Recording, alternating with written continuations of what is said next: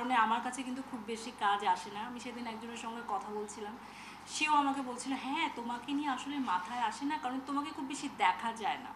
আমি যে দেখা যায় না মানে, তো বলে যে লাইক আছে না যে কী বলবো, আমি হয়তো শুধু কাজ করছি আর বাসায় যাচ্ছি, হয়তো আমার ওভাবে সার্কেল মেনটেন হয় না, বা আমার ওরকম আড্ডা হয় না সব জায়গায়, এই জন্য আমার কথা নাকি মাথায় আসে না। এটা আমাকে স্বয়ং একজন ডিরেক্টর বলেছে।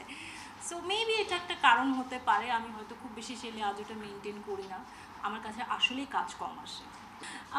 লাকটা আসলে আমি বিশ্বাস করি লাক অনেক ক্ষেত্রে আপনি আসলে লাকটা যাতে আপনার কাছে আসে, এর জন্য আপনাকেও সেই পথটা নিজে নিজেই তৈরি করতে হবে। এই পথের মধ্যে এমন কিছু করা যাবে না যাতে যেটা খুব ভালো বা সুন্দর বা বড় সেটা আপনার কাছে আসার ক্ষেত্রে অন্তরায় হয়। মাঝে মাঝে কী হয়, আমরা অনেক ছোটোখাটো নানা কাজ করে ফেলি, অনেক রকম কাজ করে নিজেকে খুব বেশি অ্যাভেলেবল করে ফেলি। সেক্ষেত্রে যারা একটু অন্যরকম কাজ করতে যায় এবং তারা যদি একটা ফ্রেশনেস খুঁজতে যায়, তখন কিন্তু তারা সেটা হয়তো পায় না।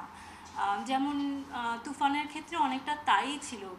আমি যেটা জানতাম, আমাকে ডিরেক্টর বা প্রডিউসার বলেছিল, বিশেষ করে ডিরেক্টরই আমাকে বলেছিল যে সে এমন কাউকে কাস্ট করতে চাচ্ছিল যাকে, যে একটা চমক হিসেবে আসবে, যাকে হয়তো কেউ এক্সপেক্টই করেনি যে এমন কেউ হতে পারে।